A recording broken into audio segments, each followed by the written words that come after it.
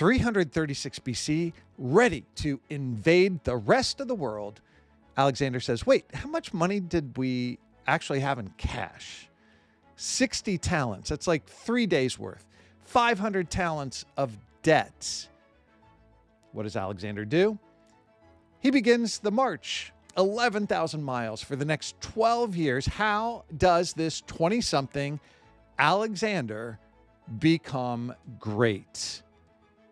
And how does he end up dying at such a young age? I'm Mr. Hall, and this is Ancient History.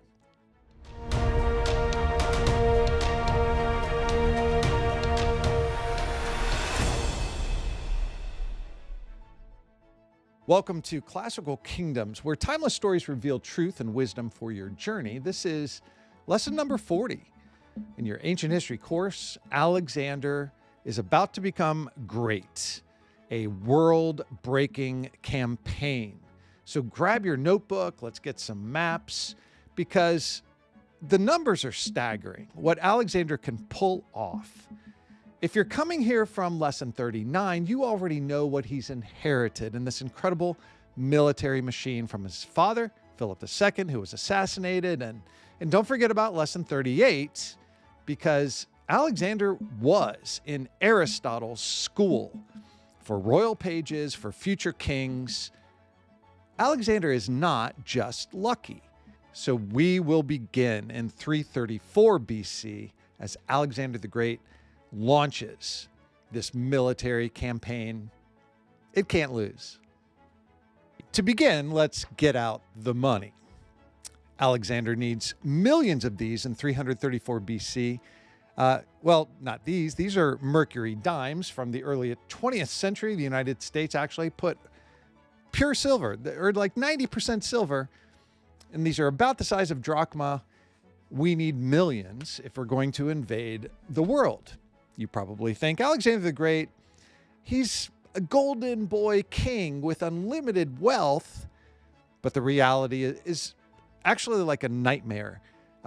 Bankruptcy almost. Philip II had built this incredible machine. You know, he was assassinated unexpectedly. And Alexander didn't quite get the gas money he needed for an incredible sports car for this incredible machine. The royal treasury was down to 60 talents. So 60 talents is just 3 days worth, and all the debt, 500 talents of debt. So what is the choice? You could either disband the army, save your money, kind of solidify your power as a Macedonian king. What would be wrong with that? Or you could invade the Persian Empire, go across into Asia, and then just start collecting the war booty, pay your troops with new gold. That is kind of the business model of ancient conquerors. So what are you going to do? Maybe you know the story. Alexander attacks. This is the ultimate fall forward strategy as he gathers 40,000 to 48,000 troops on this first launch, 160 triremes in the fleet, and it helps transport in the crossing of the Hellespont. He doesn't build that causeway or the bridge, the pontoon bridge that was kind of like what got this all started. Do you remember the Persian invasion into Greece in the first place? Alexander is starting something more than just war. This is like a desperate robbery as he's crossing the Hellespont.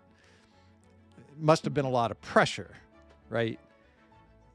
Because bankruptcy, if he does not start picking up some wins very quickly. So when he makes it across to this land that is pretty much where ancient Troy used to be, he throws his spear into the beach, into the land, into Asia. And he's trying to act like his ultimate hero. Do you remember he sleeps with a copy of the Iliad under his pillow?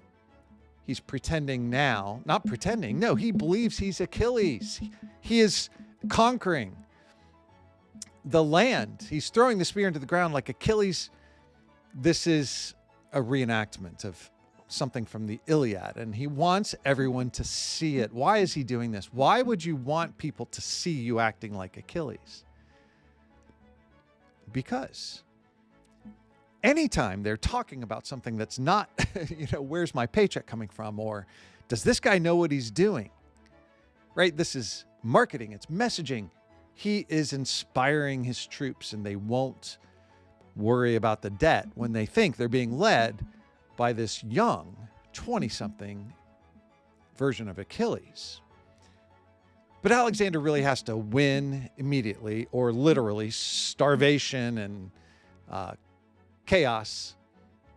But we're now in the Persian Empire, and the satraps are waiting for him. They know he's coming, and they've set up at the Granicus River. The Granicus River, famous first major showdown. Violence is often born from desperation, not just ambition. So I wonder if that's a little twist in the story for you. If you knew about Alexander coming in before, did you know how much debt he has? How little coin he is carrying right now? And at 334 BC, as we kick off this massive invasion, is his reenacting of Achilles going to be enough to keep his troops going? Well, let's head to Granicus. Alexander almost died in the first month of this war, and it happened at the Battle of Granicus in May of 334 BC. The Persians are waiting for him on the steep banks of the river. They had their cavalry lined up to push the Macedonians back into the water. Most generals would have done a flank maneuver, waited for a better position, but Alexander, wearing a helmet with massive white feathers, he charged straight into the water. He led that companion cavalry, as he's done in the past, straight into the mud. It was chaotic, slippery, messy for the horses. He was fighting for his life in this riverbed, and suddenly a Persian noble rode up to him. This Persian noble stood up in his stirrups and slammed a battle axe into Alexander's head.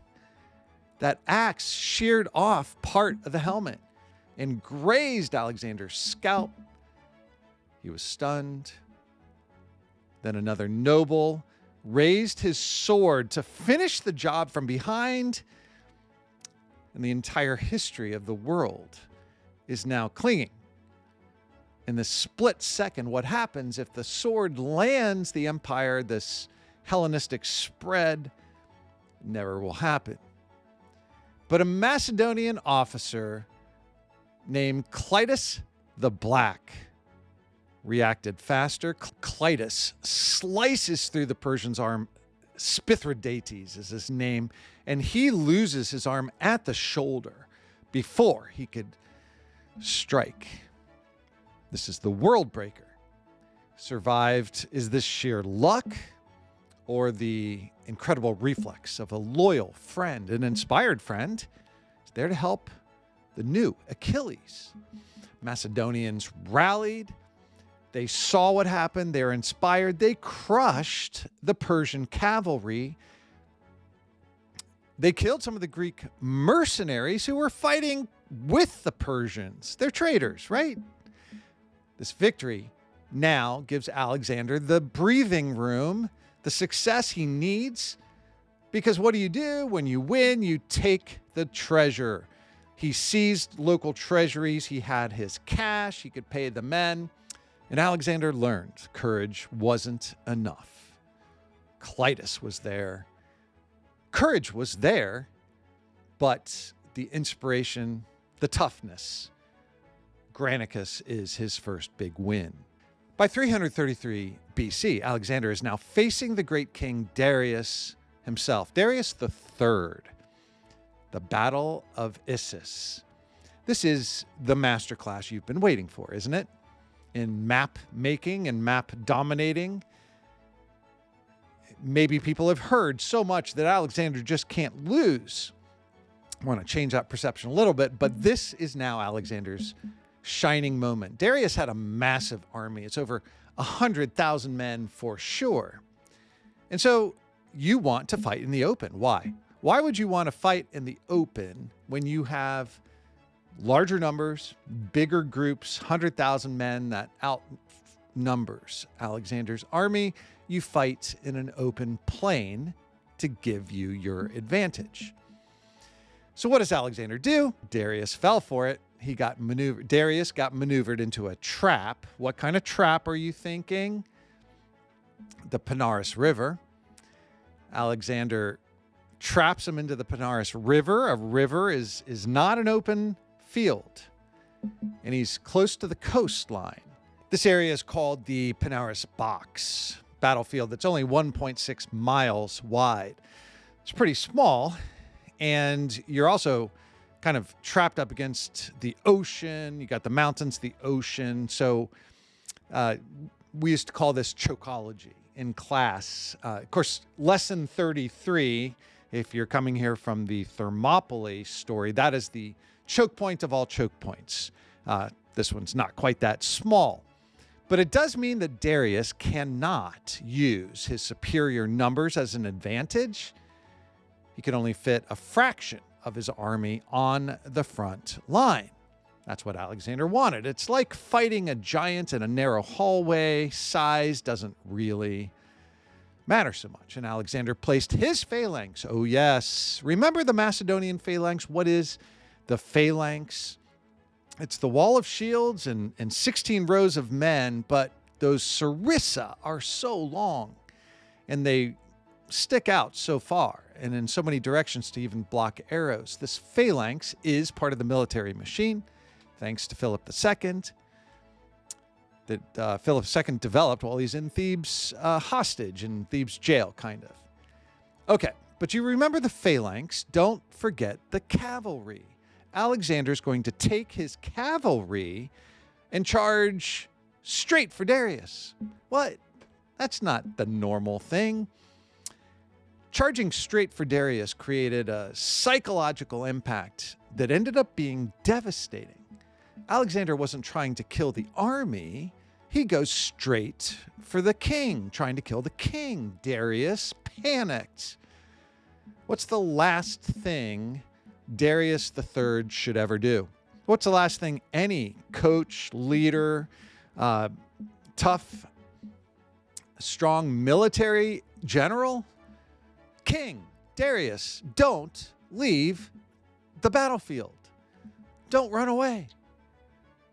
King Darius turns his chariot around and fled the battlefield. And when the king ran, the army saw it. What would you do? What would you do? I mean, if you're in a difficult situation and your leader turns and runs, what does that mean? The Persian army collapses.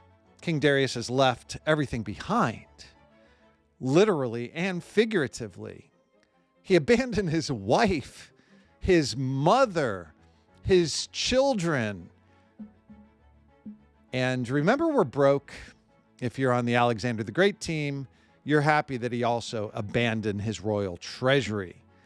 When Alexander captures the royal tent, he walks in. He sees bathtubs made with solid gold. What? You're traveling with dinnerware worth more than the entire Macedonian army? The treasures of a traveling king.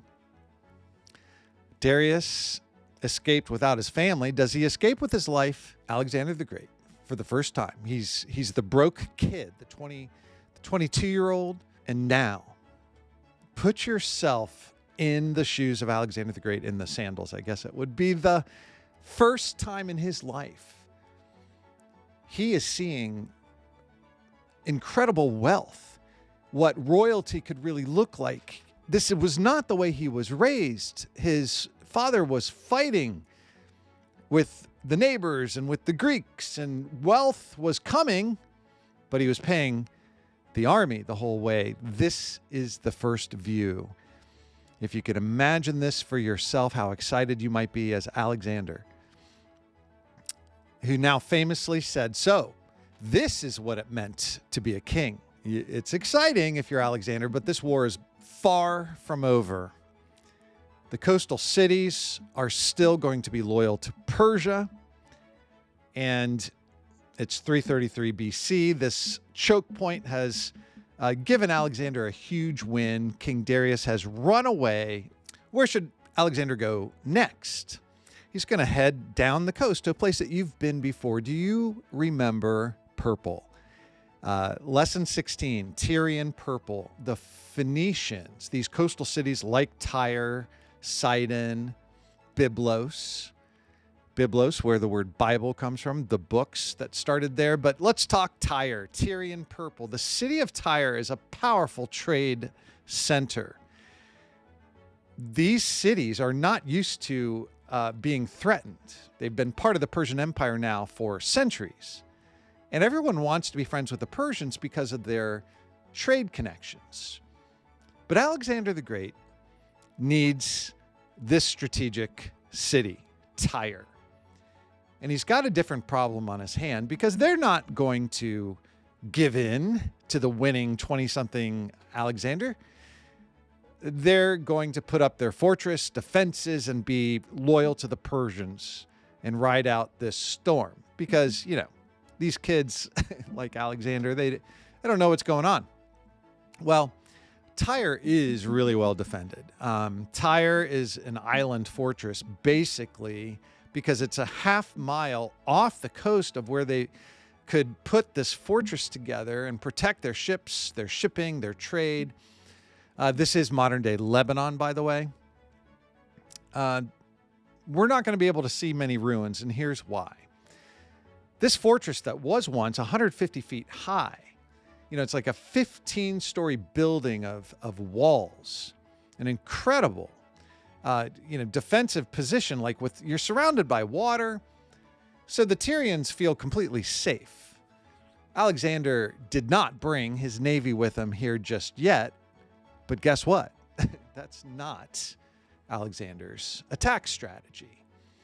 Alexander is just going to change the geography on his own with his engineers. Remember, he inherited the engineers from his father. This military machine is more than just a phalanx. He orders these engineers to start building a land bridge or a mole, like a causeway across the ocean. Now, where is he going to get material for this? Because this is a huge industrial project, a massive scale. You're talking about building a causeway that's going to get you into the ocean and out to 15-foot walls. And then what are you going to do?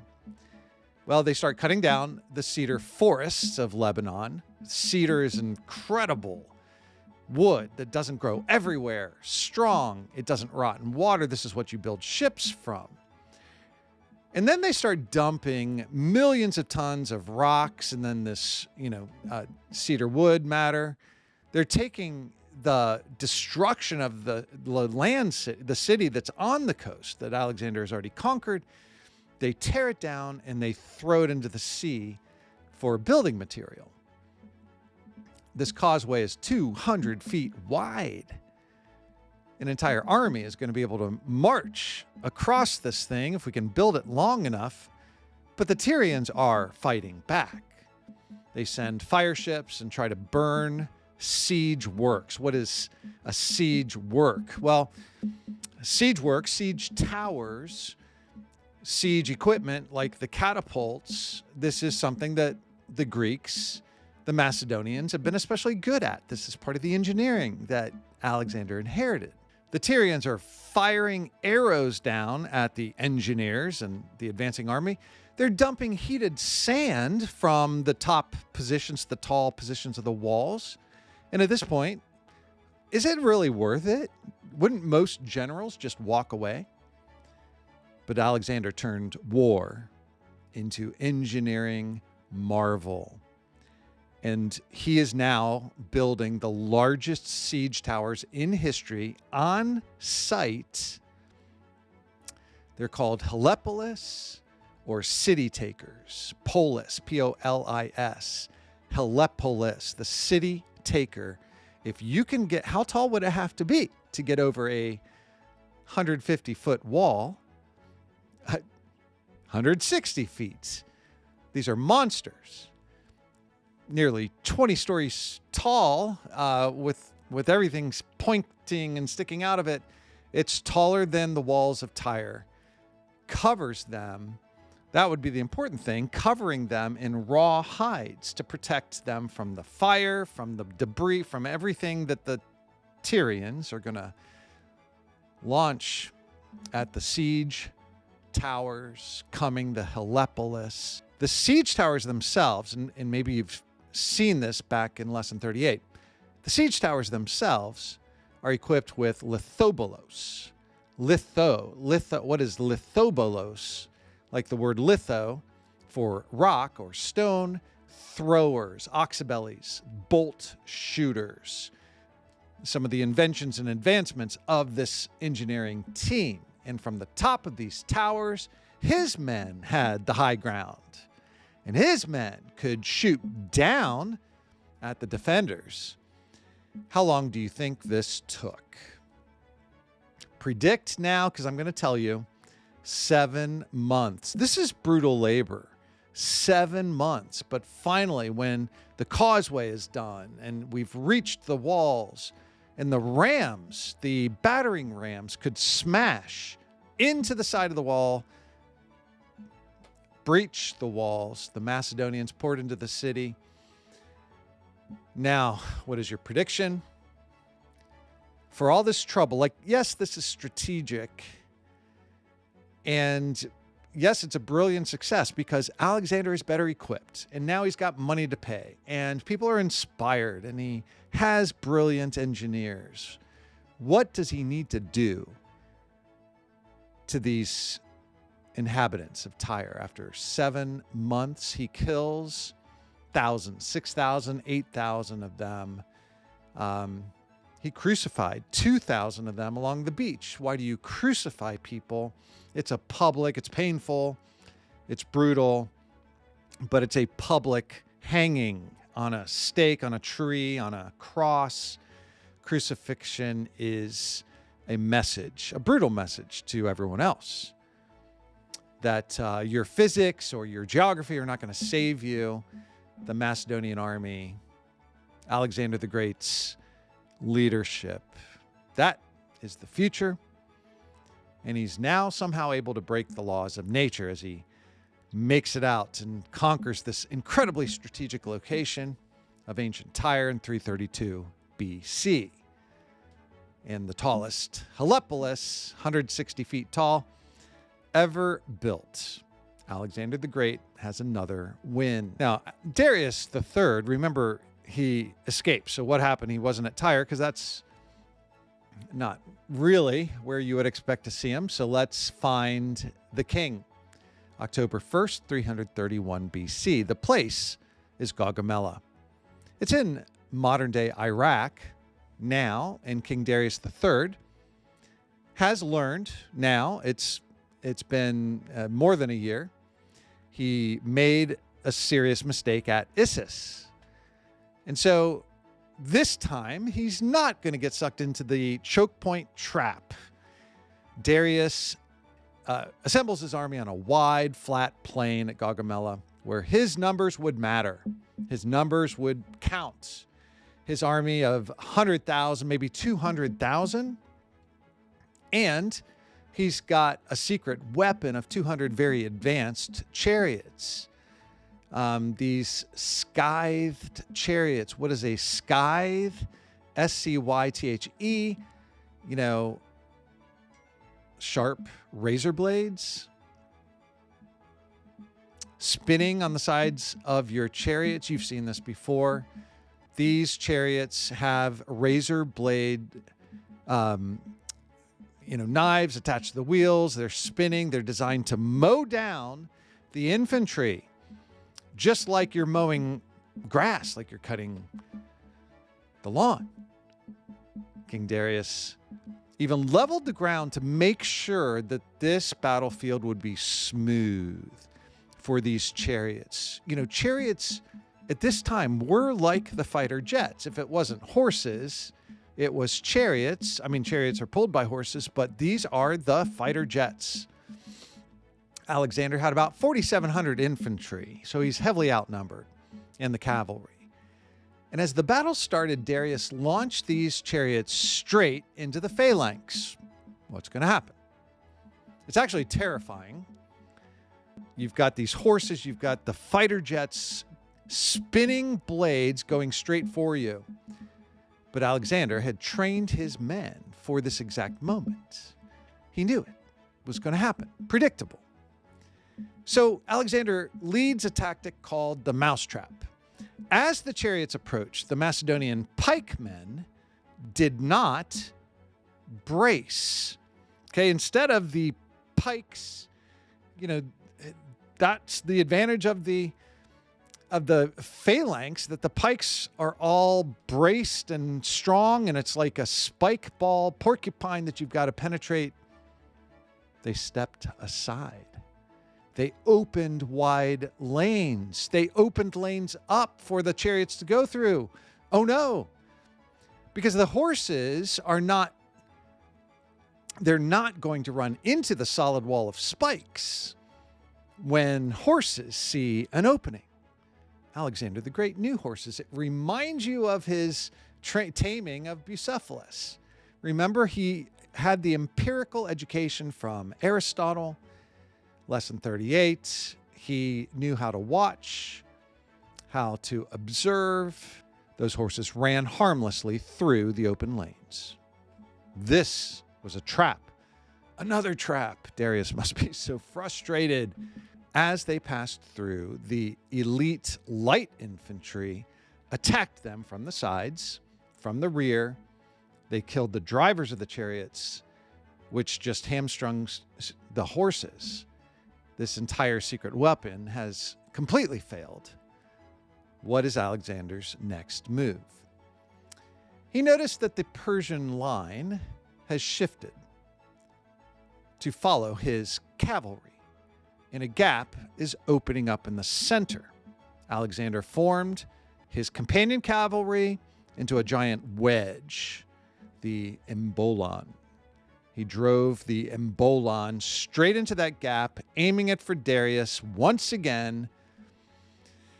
You've got thick dust. You've got noise. It's deafening. King Darius saw the wedge coming, and for the second time, the great king did not. Now, this is our definition of courage, right? We've debated this before, but King Darius has lost his nerve and runs away. He fled the battlefield again. Don't ever do this. What kind of virtue is this? This is the afternoon when the Persian Empire completely collapses. This is the time when Alexander, he's king of Asia. How is he not king? How could he not be recognized as conqueror as he marches into Babylon and then on down the road into Susa? Who would stop him from sitting on the throne? So he does. He sat on the throne of the Persian kings. This is the ultimate hardware victory. This is what Philip II saw a long time ago. This is what Alexander kind of was raised at. The guy is not even 25 years old. He's defeated King Darius twice, actually, head on October 1st, 331 BC. Alexander's mousetrap. And then march on down into the rest of the Babylonian and Persian, the cities, sitting on the throne. Alexander the Great is king. He's emperor. I guess this is when we could call him the Great. I shouldn't have said that before. What's next? What do? The war is going to change after Gaugamela. It'll turn into a guerrilla insurgency. What is guerrilla warfare? Guerrilla warfare. We've lost the strong, organized armies of the Persians. So we're heading into the mountains of Afghanistan. Why are we going that way. We're going east. We're going into Asia. These are trade routes. We should call this the Silk Road someday in the future, but these are the trade routes, the connections to the east, to China. Alexander pushes north. You see Bactria on the map. By 327 BC, he faces the Sogdian rock. This fortress is on a sheer cliff face, and defenders mocked him, saying he would need winged soldiers to catch them. Alexander didn't have wings, but he had gold, and he offered a massive reward for the first man that could make it to the top. He found 300 men who knew how to climb. They used iron tent pegs and flax ropes to scale the cliff at night. It was freezing cold, pitch black. 30 of them died. They fell to their death in this process. But when the sun rose, the defenders looked up and saw men standing above them in the clouds, so to speak, surrendered without even a fight. Were these the flying men that Alexander used? Alexander married Princess Roxana. Why would you marry? Why are we talking about a marriage now as you go tribe to tribe, kingdom to kingdom? Marrying the local princess like Roxana helps seal the peace. Now, Alexander's ambition is going to push him further to the east. What's next? India, the Indus River. In 326 BC, Alexander's army and Alexander reached the Hyphasis River. He faces King Porus, a giant of a man. Himself, the king stood over 6 feet tall. Porus had an army and, more importantly, 200 war elephants. Not the elephants. This battle is fought in a monsoon rain. We're in India. What do you even know about India and the weather and monsoons? Now we've got mud everywhere, the swollen river. Horses are terrified of elephants. Alexander had to use some complex maneuvers to cross this river safely. And in the battle, these elephants trampled men and impaled fighters with their tusks, Indian elephants. The Macedonians had to chop at the elephants' trunks with axes. Now, Alexander does win this battle. At this point, I think he's unstoppable, but there is a psychological cost. Because if you can go back to the story of him taming his beloved Bucephalus, the horse that he understood better than anyone else, thanks to Aristotle's education. This is where Bucephalus dies. Bucephalus had been with him, since he was a teen. Alexander founded a city named Bucephala in honor of the horse. But this is exhausting, actually. By 327 BC, having seen winged men fly to the top and elephants impaling his men and his horses died, the morale of the troops is shaken. And we've got a problem here after having taken over this huge map. After this river, after Hyphasis, this incursion into India, Alexander wanted to keep going. Well, of course he did. No surprise there, because he knew of the great river and the ocean. He knew from people who had traded. And remember, he was driven by pothos. What is pothos? It's that yearning for the unknown. The pothos. Do you have the yearning for the unknown, do you have the yearning for the complete understanding? Go to classicalkingdoms.com, and if you haven't clicked the like button or subscribed at this point, please do that. Put this entire course together. It's a complete course to know the ambitions and the virtues and the drive of Alexander is rooted far back in Greek history. But here we are. Should we keep going? Can we make it all the way to China? Alexander the Great's men are done. This is the end of the 11,000-mile march. It had been 8 years at this point since they had seen Macedonia, their home. Think about how ragged this group is at this point. The morale, the weight, having gone this far.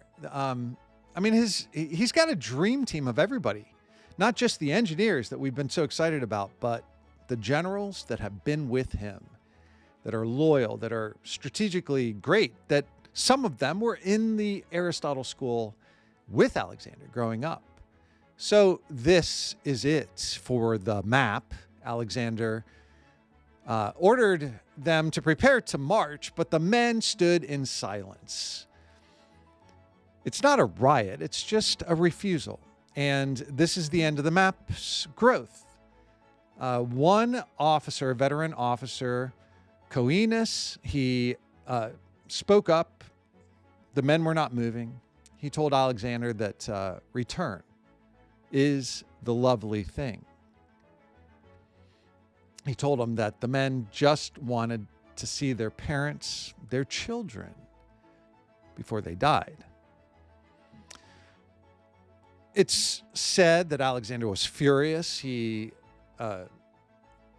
didn't leave his tent for 3 days. You know, I guess if you put yourself into Alexander's position with everything that's been going on and, you know, the previous lessons about Alexander, you know, he's got a lot invested in this, like Achilles.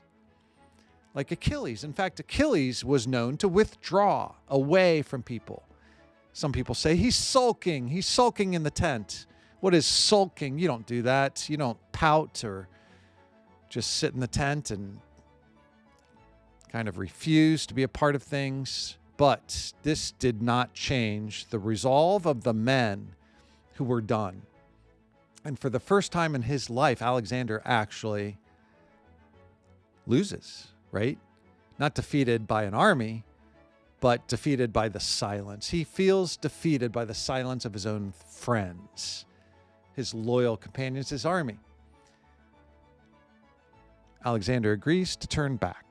He built 12 giant altars to the Olympian gods here to mark the limit of the empire. And he inscribed, "Thus far and no further." Look, it's a mutiny, but some gratitude here, Alexander, perhaps would work.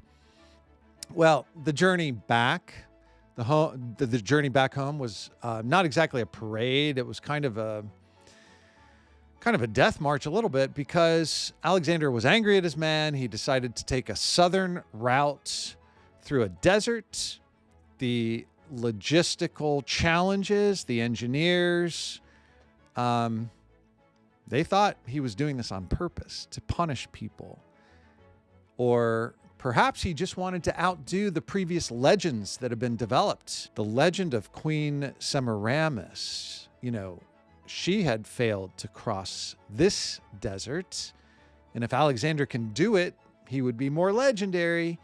They entered the desert at 325 BC and 60-day march through a furnace.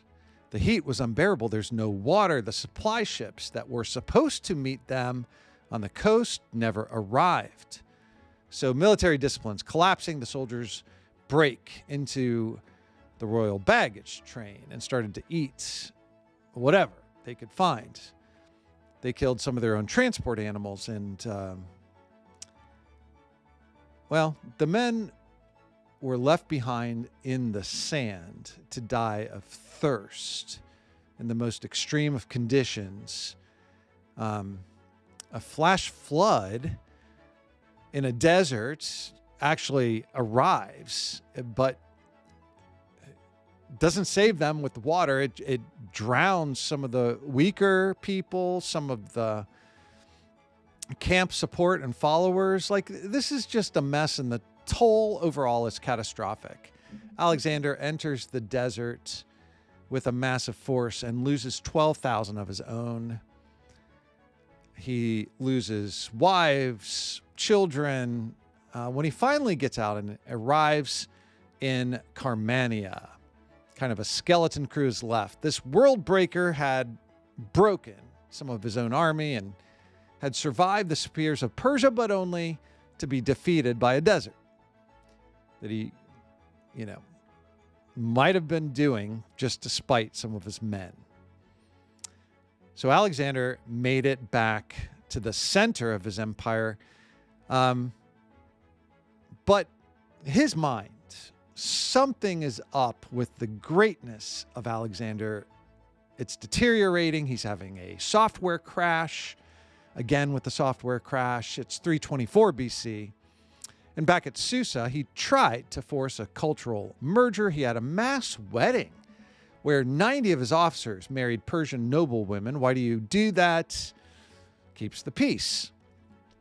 Keeps the Persian Empire together, but it's now Alexander's empire, the Hellenistic.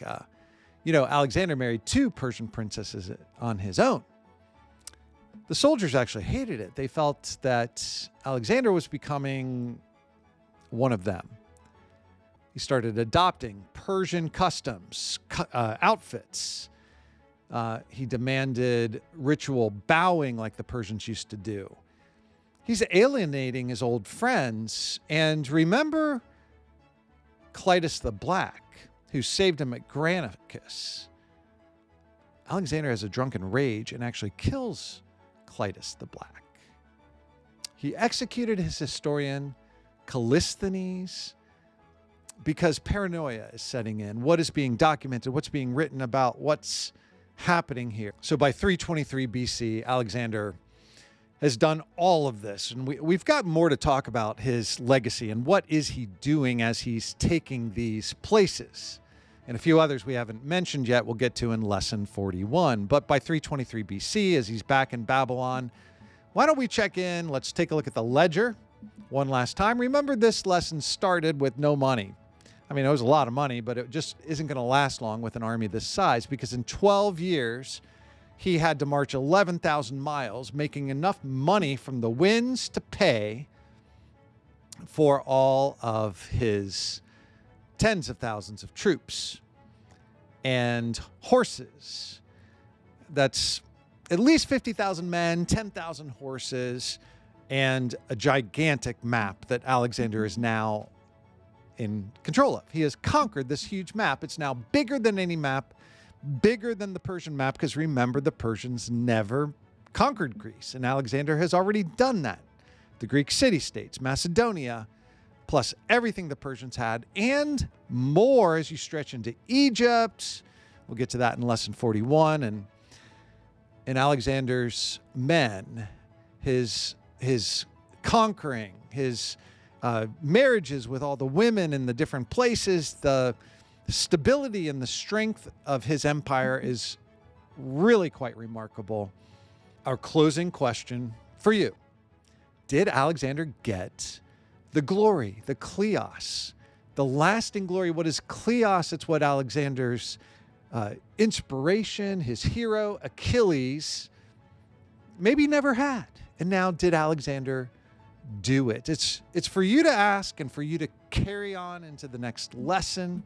So thank you for taking the time to study something that matters through all of history. That includes your journey of ambition and glory. Because kingdoms rise and fall, power fades, but virtue endures.